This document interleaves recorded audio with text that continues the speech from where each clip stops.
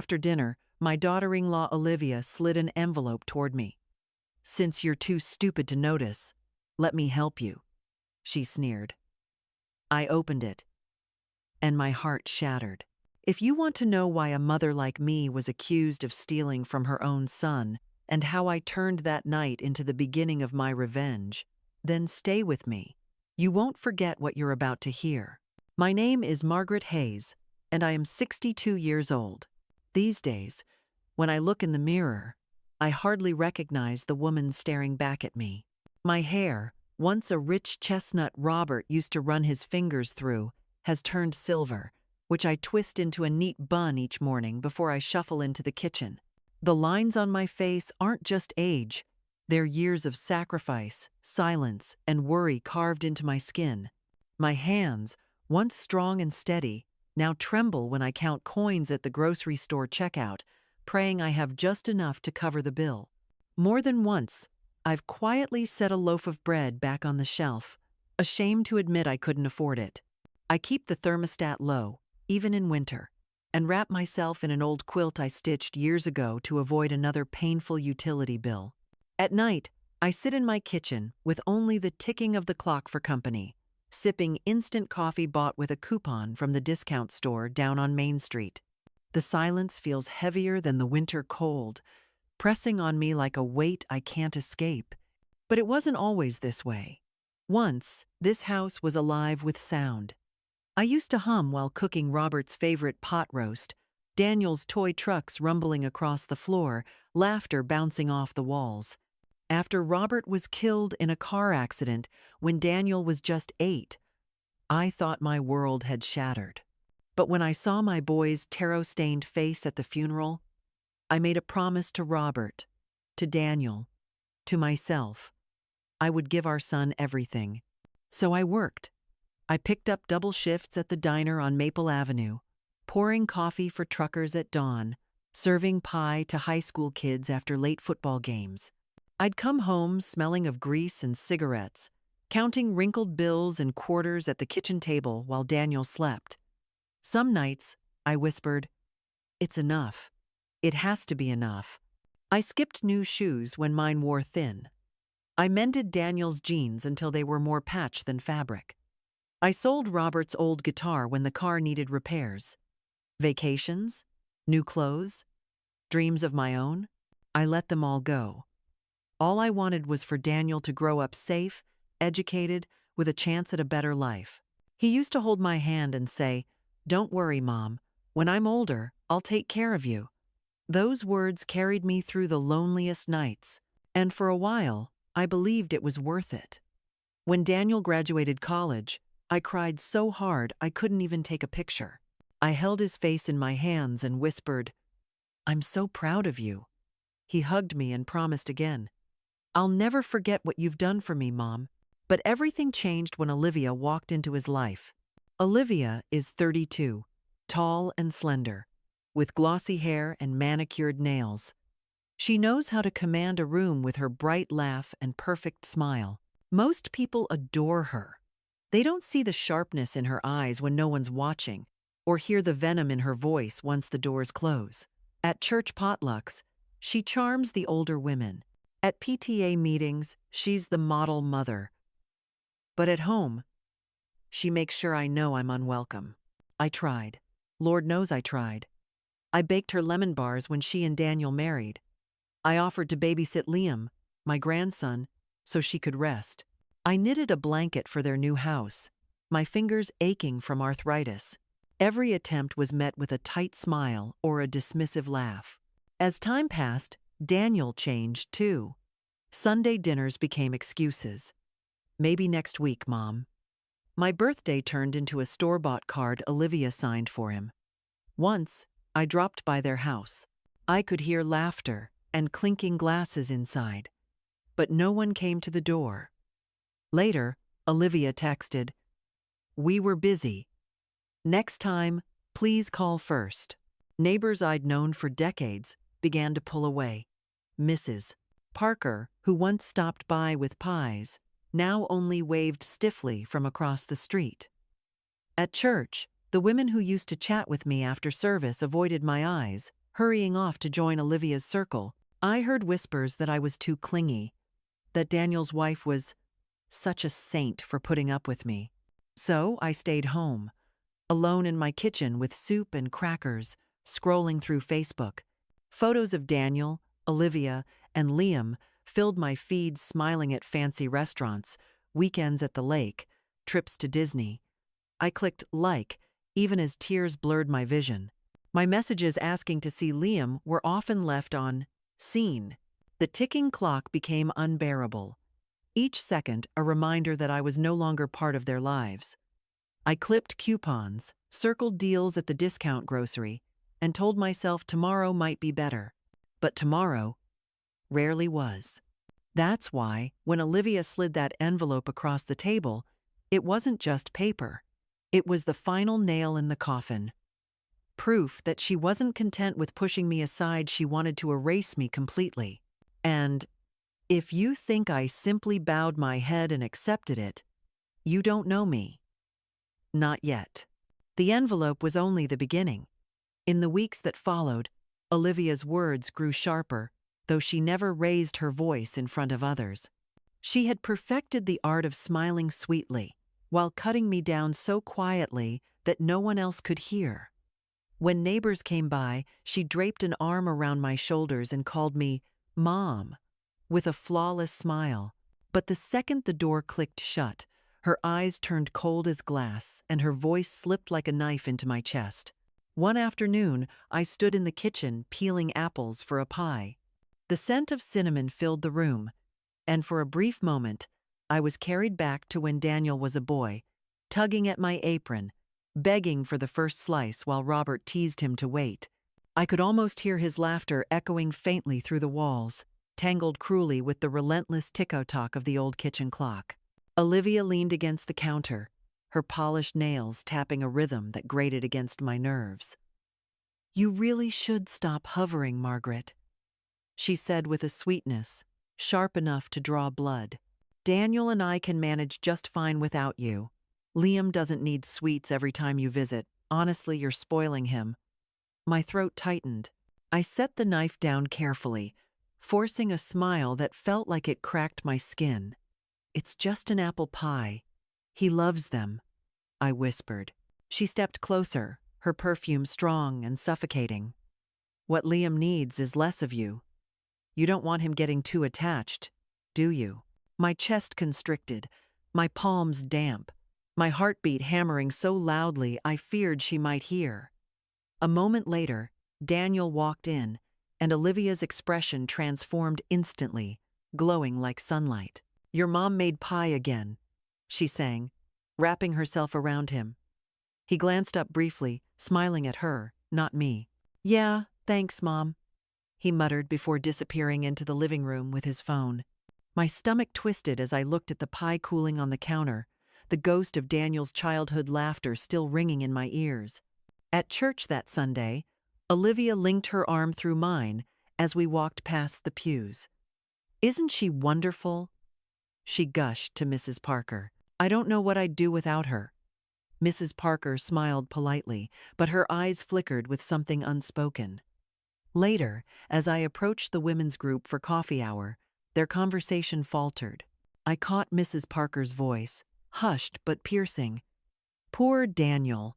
His mother just doesn't know when to step back. Olivia is a saint to put up with it." My cheeks burned hot. I sank onto the edge of a pew, staring at my clasped hands. Their laughter resumed without me, a chorus I was no longer part of. I thought of Sundays long ago when Daniel sat beside me in his little suit, clutching my hand and singing hymns too loudly, making Robert chuckle. Now, only the church clock ticked in my ears, each second a reminder of what I had lost. A few days later, I stepped outside to take the trash to the curb. The crisp air stung my face. Across the street, Mrs. Parker stood with another neighbor, their heads bent close together. Their voices dropped as soon as they noticed me. I raised a hand to wave, but they turned quickly, pretending to fuss with a mailbox. My hand fell back to my side, my chest hollow. The garbage bag felt heavier than it was. my arms weak, as though all my strength had drained out of me. My fingers were cold, stiff, and I had to shake them out before I could open the lid of the bin. A week later, at the grocery store, I spotted Olivia, with Liam skipping beside her. His eyes lit up the moment he saw me. "Grandma!" he shouted, running toward me with arms outstretched. My heart soared, desperate for his embrace. I bent down, aching for his touch, but Olivia's hand clamped onto his shoulder, her smile plastered for the world. "Not now, Liam," she said sweetly. "Grandma's busy." "But I want to," his little voice cracked, his gaze flicking to me. His wide, innocent eyes were filled with confusion, silently asking, "Why aren't you holding me? Did I do something wrong?" My chest tightened painfully, my stomach clenching as if I'd swallowed a stone. "Liam," I whispered, my hand trembling in the air, but Olivia pulled him back. He looked over his shoulder one last time, his eyes shining with a mixture of longing and bewilderment, before the aisle swallowed him. My legs felt weak, my fingers cramped around the crumpled coupons in my fist, and the buzzing of the fluorescent lights above sounded like a cruel spotlight bearing down on me. That night, I sat in my dim kitchen, the bowl of soup cooling untouched. The flickering light above hummed, each buzz colliding with the tick-tock of the old clock, the rhythm pounding in my head. My palms were clammy, my chest tight, and tears pricked the corners of my eyes. I closed them, and for a moment, I could hear Daniel's laughter from long ago blending with Liam's little voice calling, "Grandma!" The sounds twisted together until I couldn't tell if they were real or just memories mocking me. The scent of apples still lingered faintly in the air, a cruel reminder of the pie Liam never got to taste. I pressed my palms together and whispered a prayer, unsure if anyone, God or otherwise, was listening. Olivia wasn't just pushing me aside. She was making sure the world forgot I had ever mattered. I wish I could tell you things got better after that night in the grocery store, but they didn't. They got worse. Olivia no longer cared to keep her mask on, at least not when Daniel or anyone important was around. It began at dinner one Friday evening. Daniel had texted me just hours before. "Dinner tonight? Olivia's making chicken. Bring something if you want." The message felt more like an afterthought than an invitation. Still, I pulled out my nicest blouse, the one Robert had always loved, though it now sagged a little on my shoulders. I roasted vegetables with care, hoping they'd be welcome. When I set the dish on their dining table, Olivia smiled brightly, her voice loud enough for Daniel to hear. "Oh, Margaret," she said, tilting her head. "You didn't need to bring anything. We wouldn't want you wasting money you don't really have." Daniel chuckled faintly, his eyes locked on his plate. My cheeks burned. I forced a small smile, folding my trembling hands in my lap, pretending the words hadn't cut as deep as they had. Throughout dinner, Olivia's comments slipped in smoothly. "Don't worry, Margaret. I'll clean up. I know you tire easily these days." Later, "Daniel, isn't it sweet your mom still tries to cook, even if it's not quite what we're used to now?" Each sentence landed like a stone. Then Liam knocked over his milk. I instinctively reached with a napkin, but Olivia snapped. "Careful, you'll just make it worse. Honestly, Margaret, sometimes I think you forget how clumsy you've gotten." Silence fell heavy. Daniel cleared his throat, muttered, "Maybe Olivia's right, Mom. You should just let us handle it." My chest constricted so tightly I could barely breathe. I smiled faintly, blinking quickly to keep the tears from falling, though I felt the burn behind my eyes. Sunday at church, I lingered near the coffee urn. Olivia drifted over with Mrs. Parker and two other women, her voice sweet but loud. "Bless Margaret's heart," she said, patting my arm. "She forgets things so often lately. Daniel and I worry, but we'll take care of her." Their gazes landed on me, pity mixed with judgment.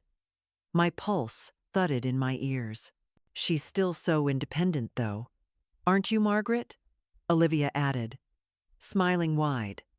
I forced a nod, clutching the styrofoam cup so tightly my knuckles whitened. When a drop spilled on the floor, I bent quickly to wipe it, forcing a small laugh as though I didn't notice the whispers behind me. Then came Liam's birthday. The living room was crowded with balloons and the smell of pizza and frosting. I had spent nights knitting him a sweater, my fingers aching but each stitch made with love. When I handed him the wrapped package, my hands trembled slightly. "Happy birthday, sweetheart," I whispered. He tore it open and smiled wide. "Grandma made this," he shouted. My heart swelled until Olivia swooped in, her voice cutting. "Oh, how precious. A homemade sweater. Maybe you can wear it outside, Liam, if it fits." Guests chuckled politely. She pulled a brightly wrapped box from behind the couch. "But look, here's something extra special." Liam's eyes widened at the superhero jacket inside. "Try this on, honey. So much cooler, don't you think?" Applause followed. I forced a smile as the sweater was set aside. Then, as the kids ran off to play, Liam suddenly broke from the group and ran toward me, his arms open. "Grandma," he called. My heart leapt, arms ready to gather him close. But Olivia's voice cracked through the room. "Liam, come back here right now." He froze mid-step, torn, his little face crumpling. Slowly, he turned back. My arms fell, my smile frozen, and I blinked hard, forcing the tears to stay unshed. My eyes burned red, but I held the smile, pretending I wasn't breaking. Later, Daniel whispered, "Mom, don't be upset. Olivia just wants Liam to enjoy the party." I nodded silently, though inside my chest felt hollow. At the playground the next week, Liam scraped his knee. I rushed forward. "It's okay, sweetheart. Grandma's here." But Olivia stormed over, her voice sharp. "Margaret, don't panic over every little thing. You'll make him afraid of everything." Parents nearby glanced our way, some frowning. I forced a brittle smile, stepping back though my arms ached to hold him. Liam's wide eyes locked on mine, silently pleading for comfort I wasn't allowed to give. Even grocery trips weren't safe. One Saturday, Daniel offered to drive me.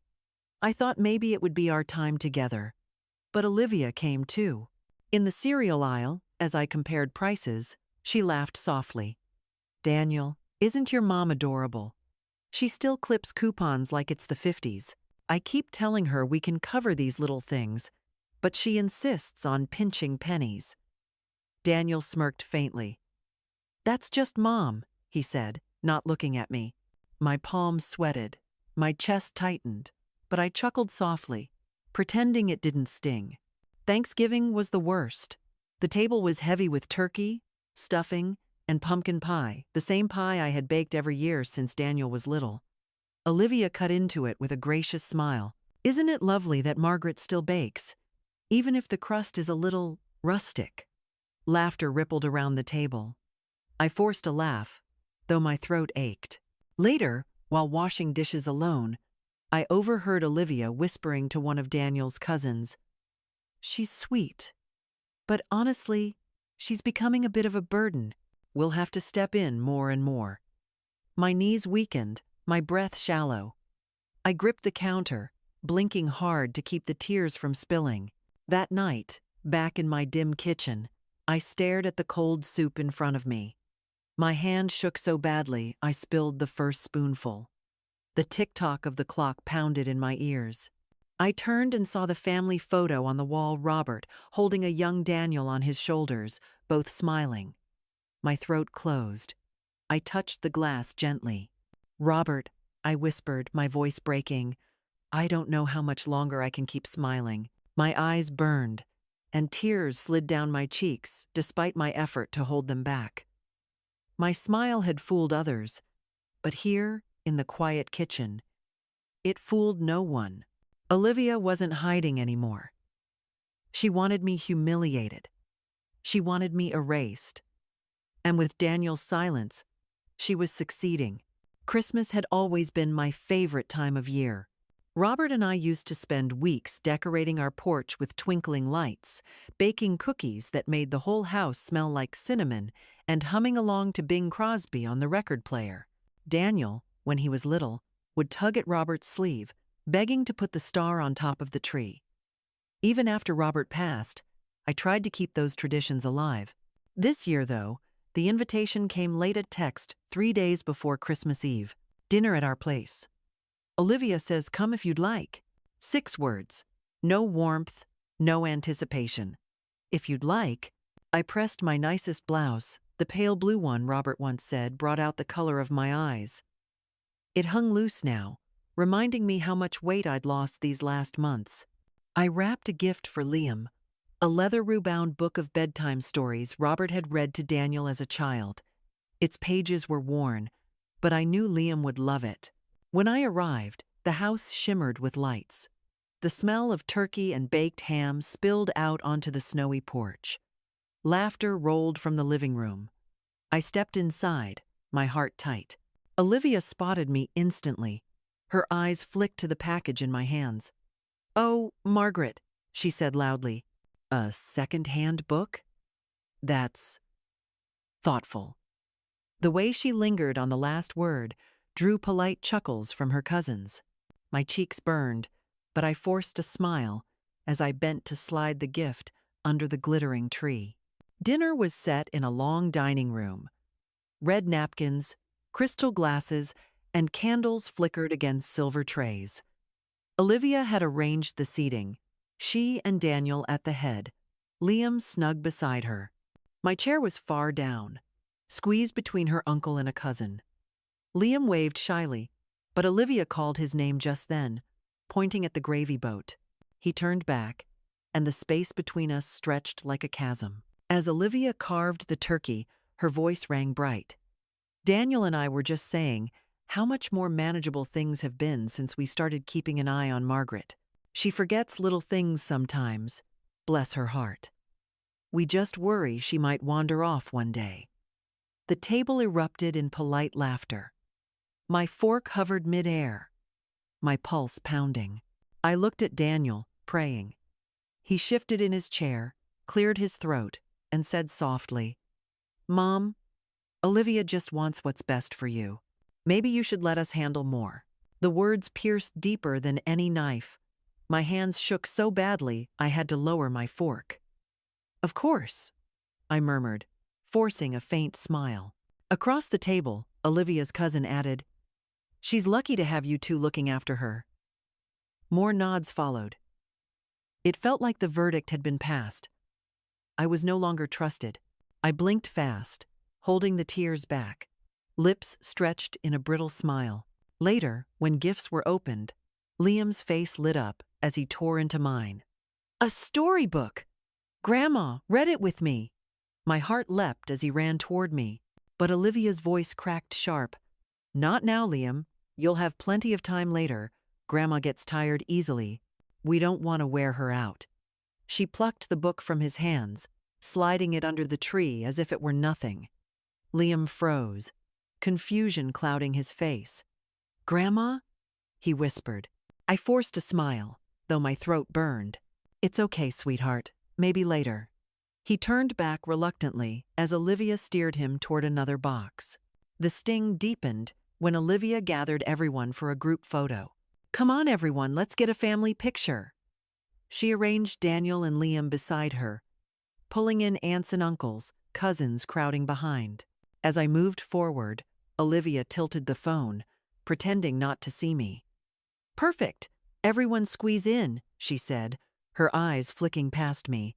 When the flash went off, I was standing at the edge, half out of the frame. She posted it instantly, her caption loud and proud. "My beautiful family." I stared at the screen as she showed it around, my face cut off at the margin. Later, in the kitchen, I washed dishes quietly. The clink of plates echoed. Then I heard Olivia's voice, hushed but clear. "She means well, but honestly, she's becoming a burden. Daniel and I are doing all the heavy lifting now. It's like having another child to care for." Laughter answered her. My knees weakened. I gripped the counter, breath shallow, vision swimming. Back in the living room, Olivia scrolled through photos on her phone. "We're planning another ski trip this year," she said brightly. "Just the three of us. Family time, you know." Her eyes locked on mine as she smiled. My chest tightened. I forced another brittle smile, though my vision blurred with unshed tears. When I reached for my coat to leave, Liam darted over, his small arms wrapping around me. "Grandma, can I come to your house tomorrow?" he whispered. My throat ached as I bent down. "I'd love that," I said softly, brushing his hair back. But Olivia appeared, her hand firm on his shoulder. "Time for bed, honey. Say goodbye to Grandma." Liam's eyes lingered on mine, full of longing. "Good night," he whispered. I kissed his forehead, blinking hard, forcing the tears to stay hidden. My eyes burned red, but I smiled until the door closed behind me. In the car, the silence was unbearable. Snowflakes drifted past the windshield, the wipers squeaking in rhythm. My hands clenched the steering wheel, knuckles white, as my chest heaved with the sobs I had held in all evening. My breath came in sharp gasps, fogging the glass. "Robert," I whispered through tears, "I can't do this anymore." The road blurred. I pulled into my driveway, shoulders shaking. Inside the dark house, the cold hit harder. I dropped the tin of leftovers on the counter and sank into the kitchen chair. The old clock ticked loudly. Tick-a-tock, tick-a-tock. Outside, the winter wind rattled the window panes, a low howl weaving through the silence. I lifted a spoonful of soup, but my hand shook so badly it spilled onto the table. My lips trembled, dry and cracked. I turned to the photo on the wall, Robert holding young Daniel on his shoulders, both laughing, eyes alive. My fingers touched the glass, cold against my skin. "Robert," I whispered, my voice breaking. "I've lost him. I've lost them all." This time, I didn't stop the tears. They poured down, soaking my blouse. Alone in the dim kitchen, with only the tick-o-tock and the moan of the wind outside, I let myself break. Olivia had won. I wasn't just being pushed aside anymore. I was being erased. The days after Christmas dragged like a long shadow.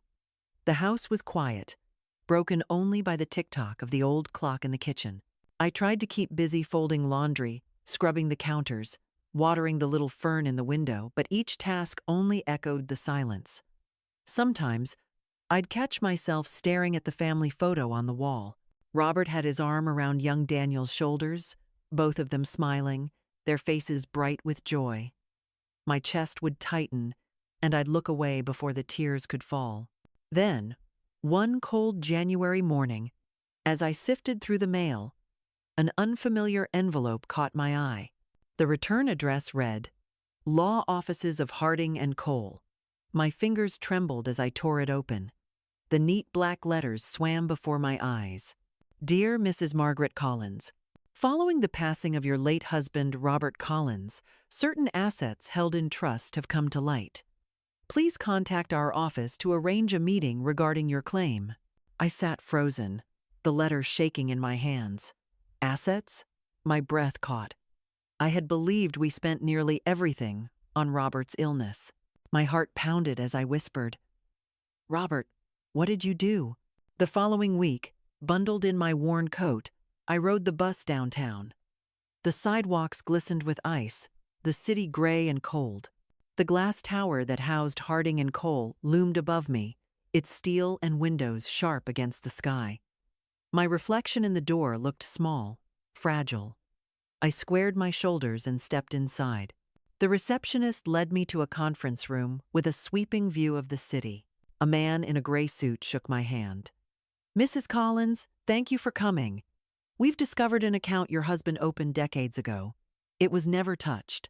With accrued interest, it now amounts to—" His voice blurred as he read the figure.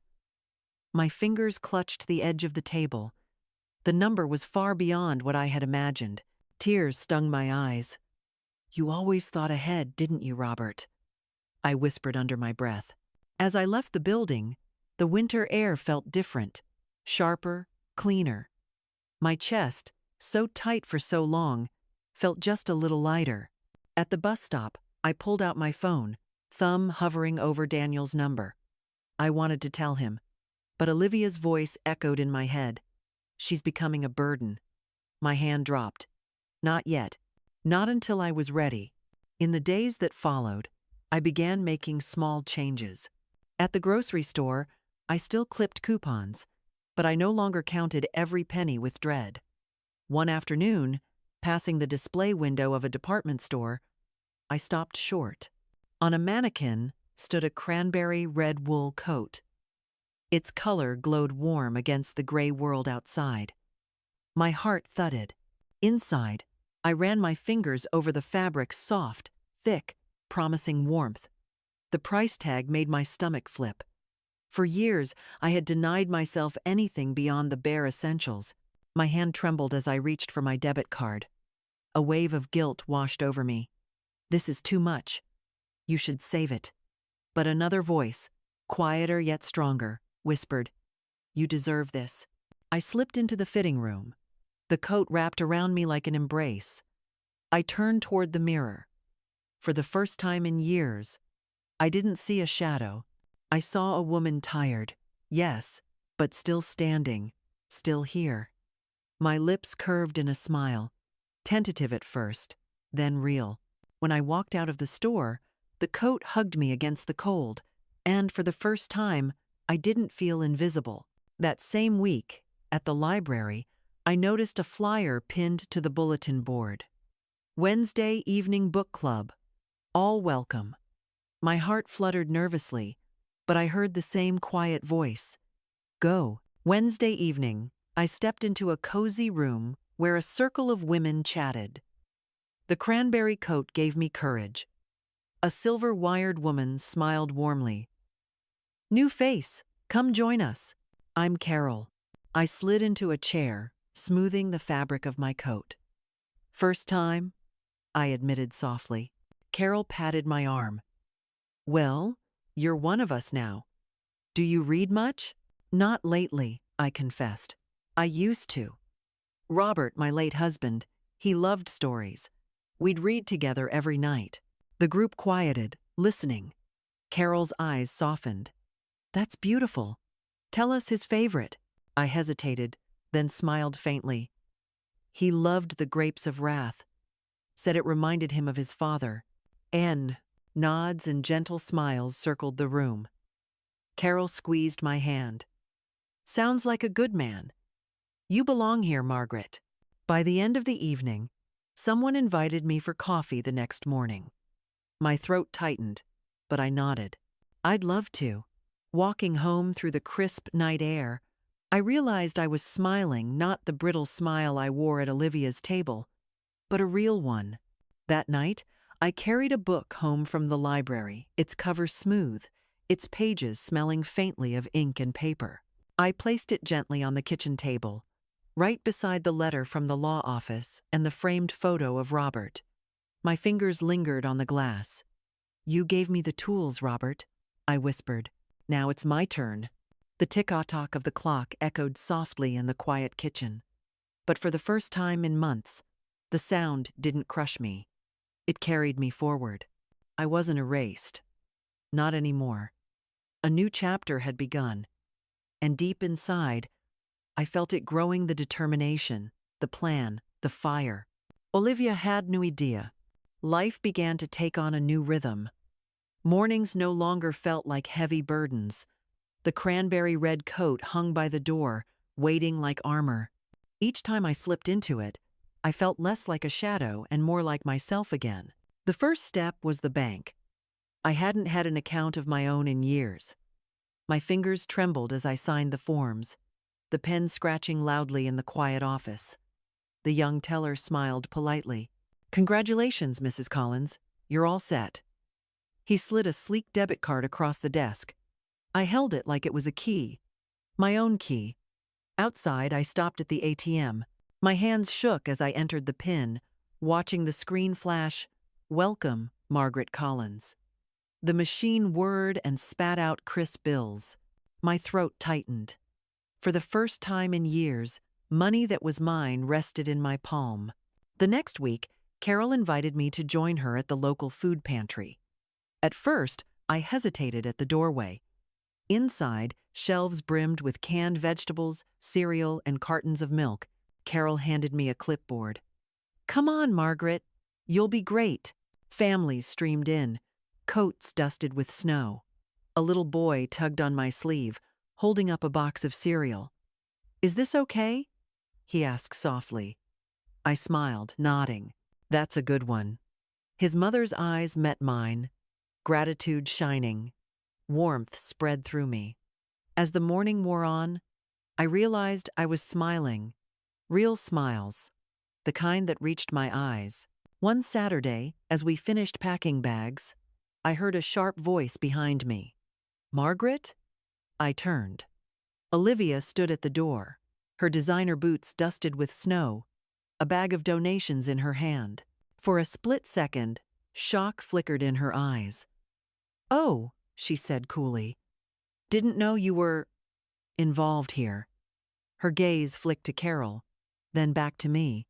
"Well, good for you." She dropped the bag and left quickly. Carol raised an eyebrow. "Friend of yours?" I forced a small smile. "Family," but inside, I felt a spark.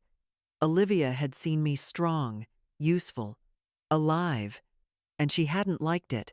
At the library, Carol sat beside me one afternoon, showing me how to log on to the library's Wi-Fi with her laptop. "See, you just click here," she said, guiding my hand. My fingers stumbled over the touchpad, but soon the screen lit with my new online bank account. The numbers stared back at me. Real. Secure. Mine. I swallowed hard, whispering, "Thank you, Robert." That evening, the book club gathered to discuss a novel about resilience. When it was my turn, I spoke slowly. My husband, Robert, used to read to me every night. Even when he was sick, he'd hold a book and let me follow along. He said stories were a way to keep hope alive. My voice cracked. For a moment, the room was silent. Then Carol reached over, squeezing my hand. "He sounds like a remarkable man." Others nodded, eyes warm. I felt seen not as a burden, not as invisible, but as a woman with a story worth hearing. A week later, I saw Liam at the park. His face lit up when he spotted me. "Grandma!" he shouted, running full speed into my arms. I hugged him tight, the smell of grass and winter clinging to his jacket. "I miss you," he whispered. Then, glancing around, he added softly, "Mom says I shouldn't bother you." But I don't believe her. My chest clenched. I kissed his head. "You could never bother me, sweetheart." Before I could say more, Olivia's voice rang out sharp.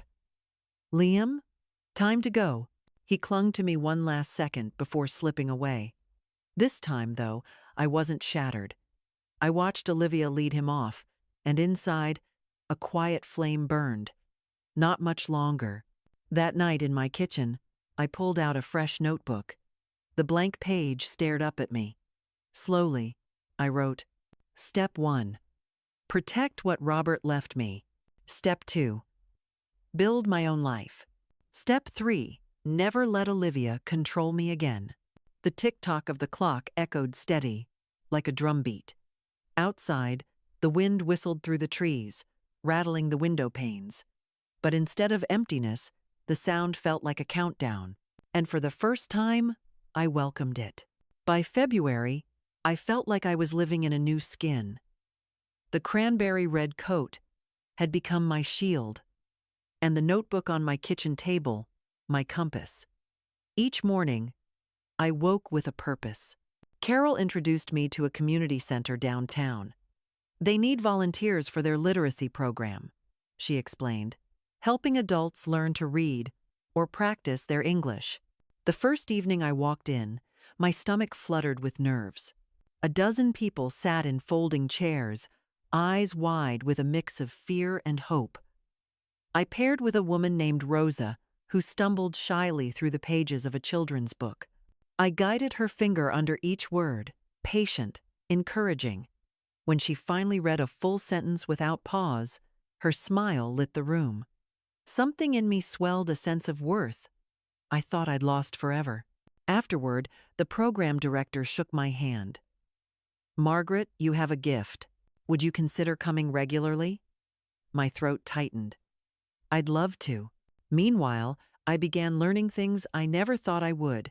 Carol helped me set up email on her old laptop. "This way you can keep records," she said. I practiced typing slowly, each keystroke deliberate. I created a folder labeled Important Documents. Inside, I scanned the letter from Harding and Cole, bank statements, and notes about every interaction with Daniel and Olivia. Each file felt like a brick in the foundation I was quietly building. One Saturday, at the grocery store, I heard Olivia's familiar voice behind me. "Margaret?" I turned, clutching a bag of apples. Olivia stood there, Liam beside her, surprise flickering in her eyes. She scanned the contents of my cart, fresh produce, a bouquet of daisies. "I didn't realize you shopped here," she said coolly. "Looks like you've been treating yourself." Liam tugged at her sleeve. "Mom, Grandma's coat is pretty." Olivia's smile tightened. "Yes, it is." Her eyes lingered on me, a flicker of suspicion in them. I only smiled politely, my heart steady. For the first time, I felt I had nothing to apologize for. At book club the following week, Carol leaned close. "There's a women's circle meeting next month. They discuss everything from finances to health to community leadership. You should come." My first instinct was to shake my head, but then I thought of Olivia's smirk in the grocery aisle. I straightened my shoulders. "Yes," I said firmly. "I'll be there." That night, back in my kitchen, I opened my notebook. My handwriting had grown bolder. Step 1. Protect what Robert left me. Step 2. Build my own life. Step 3. Never let Olivia control me again. Step 4. Gather allies. Learn. Prepare.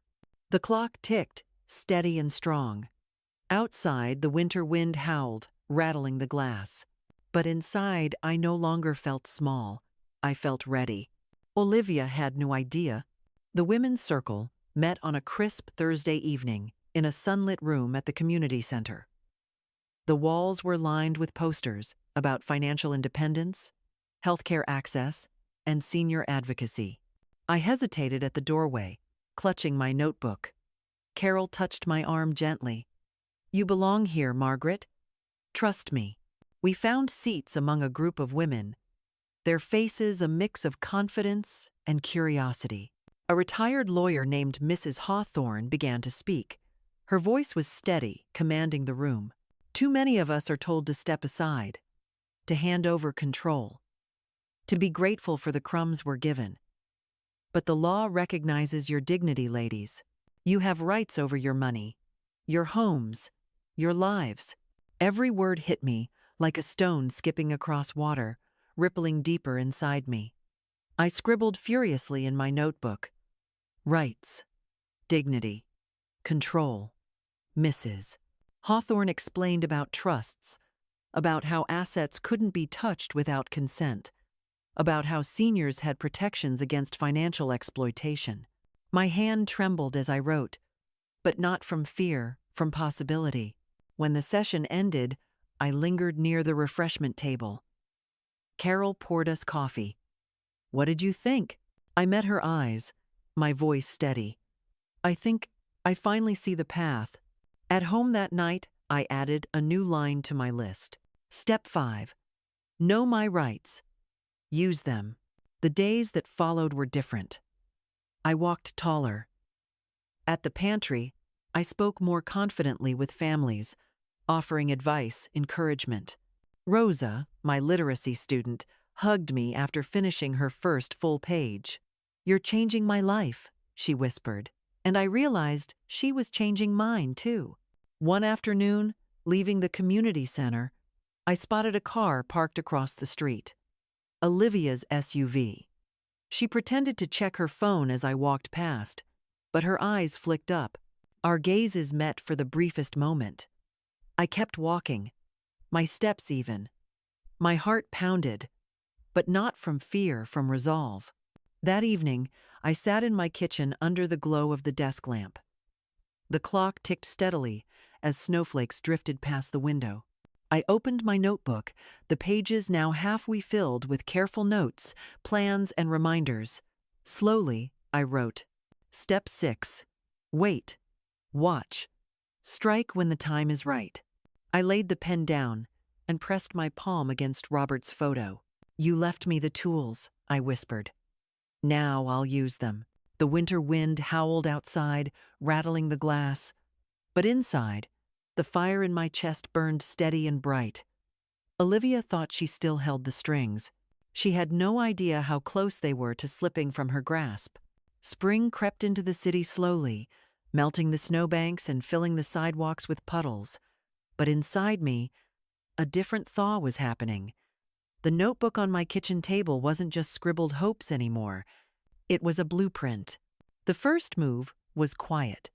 Carol arranged a private meeting with Mrs. Hawthorne, the retired lawyer from the women's circle. We sat together in a corner of the community center, the hum of activity muffled by the thick carpet. I slid the Harding and Cole documents across the table, my hands steady. Mrs. Hawthorne adjusted her glasses, scanning the papers. Her brow furrowed, then she nodded. This trust is solid. He set this up carefully.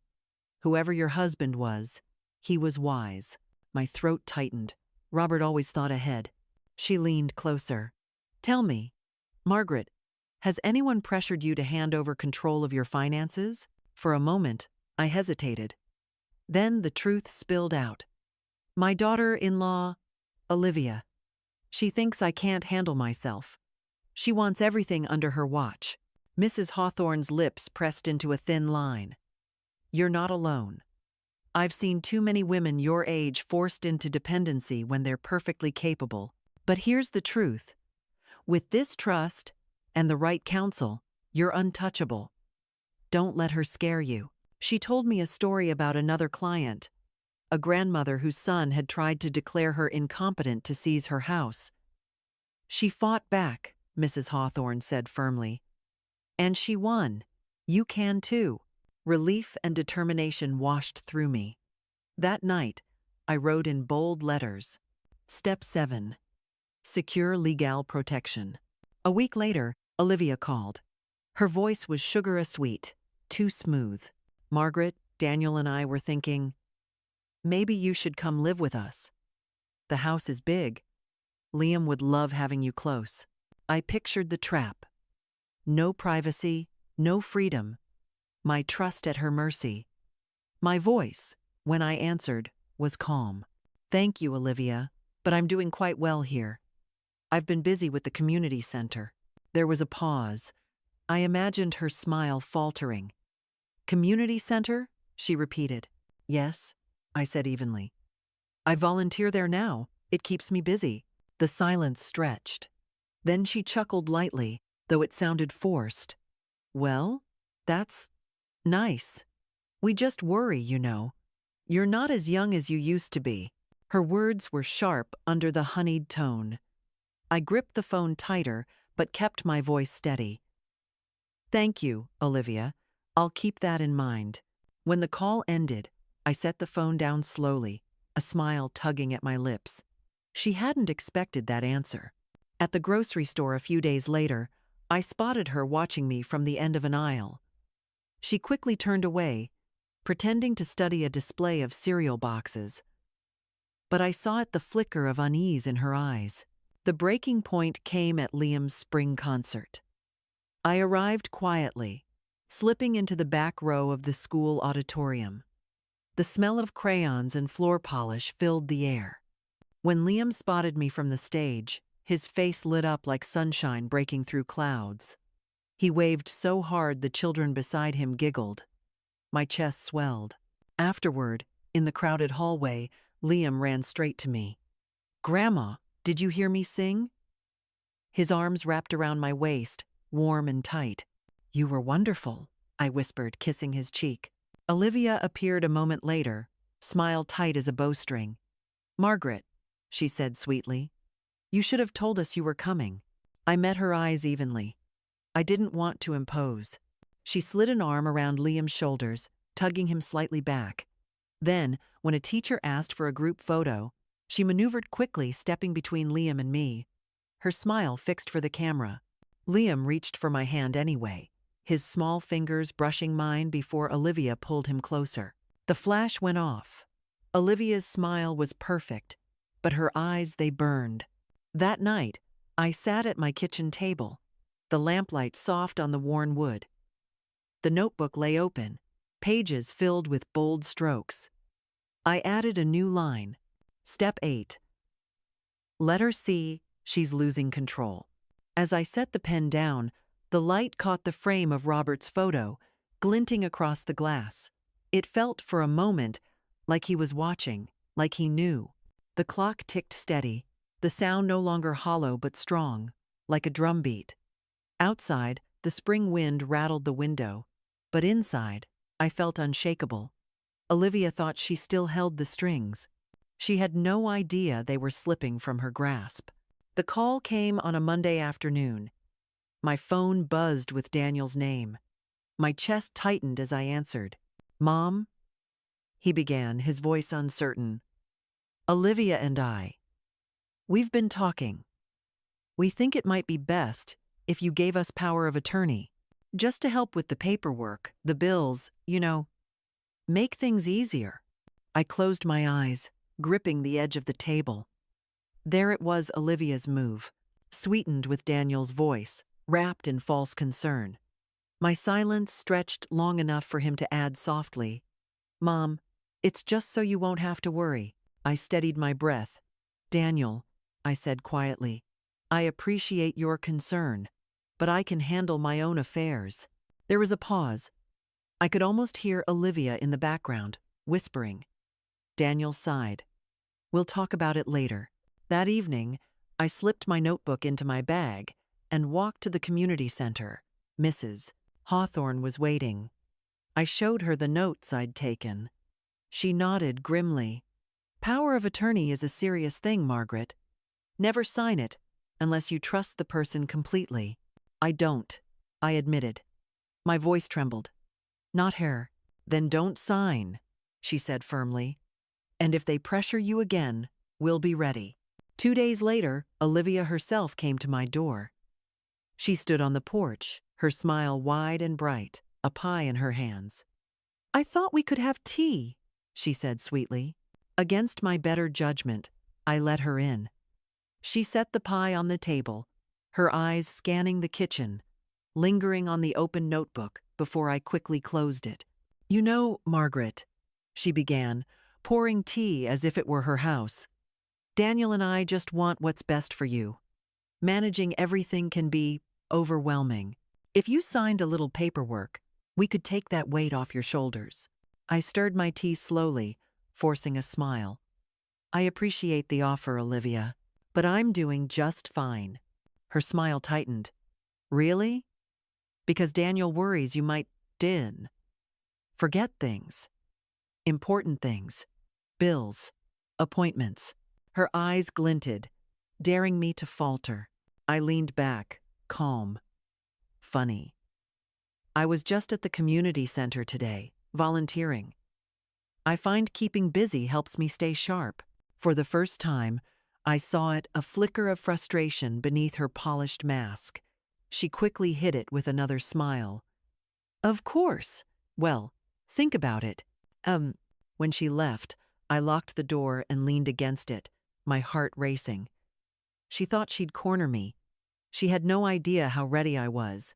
That night, under the soft glow of the desk lamp, I wrote in my notebook, "Step 9. Never sign. Protect Robert's gift. Be ready for her next move." The clock ticked steady, the sound like a promise. I wasn't afraid anymore. Olivia thought she could outmaneuver me, but the game had changed. It was a Saturday morning when the storm finally broke. I was at the community center, sorting donated clothes, when Carol hurried in, her face flushed. "Margaret," she said urgently, "have you seen this?" She held out her phone. On the screen was a local neighborhood Facebook group. Olivia's name glared at the top of a post. "It's heartbreaking to watch my poor mother-in-law decline. She forgets things, repeats herself, and insists on handling money she can't manage. Daniel and I are doing everything we can, but it's so hard when she refuses help." My stomach dropped. Dozens of sympathetic comments followed. "Bless you for taking care of her. So sad. Maybe a nursing home?" My hands shook, but not with fear, with anger. Carol gripped my shoulder. "Don't worry. We'll fix this." That evening, I sat at my kitchen table, notebook open, the glow of the lamp steady. I flipped to a fresh page and wrote, "Step 10. Show the truth." The following week, the community center hosted a public event, a literacy showcase where students could read aloud. Rosa begged me to attend. "Please, Signora Margaret. You helped me. I want you there." I sat near the front, my cranberry red coat bright against the gray chairs. Rosa read a full page fluently, her smile wide. At the end, she looked at me. "Gracias, Margaret. You gave me hope." Applause thundered. Cameras flashed. And I knew. Olivia's story about me was unraveling. 2 days later, Mrs. Hawthorne called. "Margaret, I've spoken with Harding and Cole. If Olivia tries anything legal, we're ready. And I've also arranged for a statement from the community center director about your work here." The trap Olivia had set was crumbling. The final blow came at Liam's birthday party. Olivia had invited me reluctantly, her smile brittle as she greeted me at the door. The house buzzed with relatives and friends. Liam tore through his presents, laughter filling the room. When he opened the storybook I'd given him months ago, his eyes lit up. "Grandma, read it to me now." The room hushed as I sat with Liam on the couch, reading aloud. His small head rested on my shoulder. When I finished, the guests clapped softly. Olivia stood frozen, her smile stretched too tight. Then, Mrs. Hawthorne stepped forward. She'd been invited by Carol, who had come with me. "It's wonderful to see Margaret so active," she said warmly, her voice carrying. "Her work at the community center has changed lives. Truly remarkable." The guests murmured in surprise. Olivia's cheeks flushed red. One relative whispered, "I thought she was declining?" Another shook their head. Olivia's mask slipped for the briefest second, anger flashing raw across her face. That night, at home, I wrote in my notebook. Step 11. Olivia has lost her mask. The truth is out. The clock ticked, steady and sure. I touched Robert's photo, whispering, "We did it." For the first time in years, I felt whole again. Olivia had tried to erase me. Instead, she had erased herself. The weeks after Liam's birthday changed everything. Word spread quickly in the neighborhood about my work at the community center, about the showcase where Rosa had thanked me publicly. Mrs. Hawthorne's presence had sealed it. Olivia's Facebook post, once full of sympathetic comments, now bristled with doubt. "Are you sure?" I saw Margaret reading at the showcase. "Funny, I just ran into her at the food pantry. She seemed sharp as ever." The tide had turned. Daniel grew quieter around me. One evening, he came alone to my door. His shoulders slumped. "Mom," he admitted softly, "I don't know what to believe anymore." I placed a gentle hand on his arm. "Believe what you see with your own eyes, Daniel." He nodded, shame flickering across his face. Meanwhile, Olivia's mask cracked wider each day. Friends avoided her. At church, I heard whispers as she passed. Didn't she say Margaret was declining? Her smile never reached her eyes anymore. Then came the phone call. Carol's voice was almost gleeful. "Margaret, did you hear? Olivia's been asked to step down from the PTA board. They said they can't have someone who spreads false rumors." That night, I sat in my kitchen with the window open, spring air drifting in. I opened my notebook and wrote in bold, steady strokes. Step 12. Justice delivered. Across town, Olivia sat alone in her immaculate kitchen. The pia crust counters gleamed, but the phone on the table was silent. Daniel was working late. Liam was at a friend's sleepover.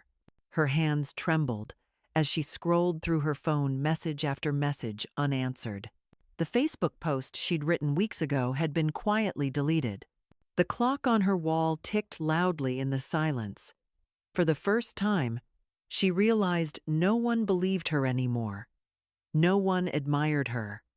The power she had clung to had slipped away. Meanwhile, I tucked Liam into bed at my house for the weekend, his laughter echoing down the hall. "Read me one more story, Grandma," he begged. I smiled, pulling the blanket up to his chin. "Always, sweetheart."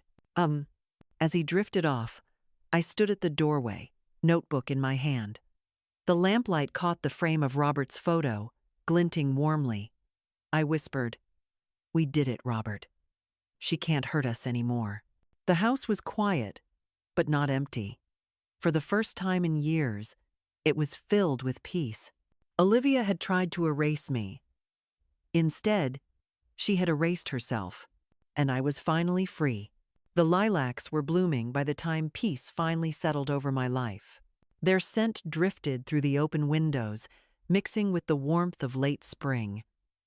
Liam laughed in the backyard, chasing a butterfly, his voice carrying like music through the air.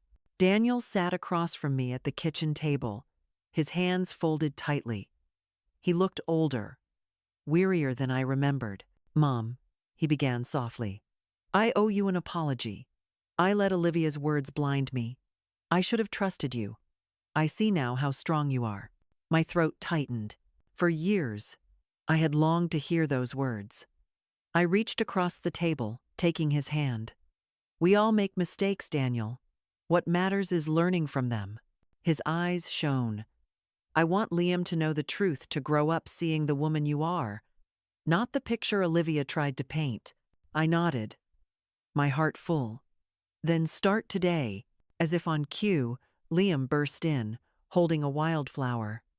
"For you, Grandma," I laughed, pulling him into my lap. "Thank you, sweetheart." Olivia, however, was nowhere in sight. Rumor had it she spent her days alone now. Her invitations declined, her once bright smile dimmed.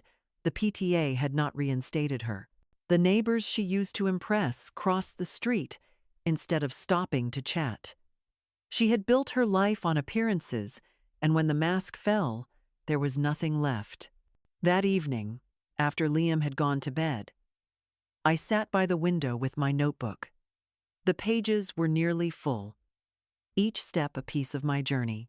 On the last blank page, I wrote slowly, "Final step. Live free. Live with love. Live as myself." The clock ticked softly, no longer a countdown, but a companion. I looked at Robert's photo, the lamplight warm on the glass. "We made it, Robert," I whispered. "I'm not erased, I never was." For the first time in years, I felt whole. Not because Olivia had fallen, but because I had risen. Outside, the lilacs swayed gently in the night breeze, carrying the promise of peace.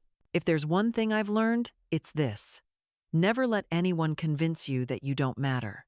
For too long, I believed the whispers, the sideways glances, the carefully chosen words that told me I was a burden. I let them weigh me down until I almost forgot who I was.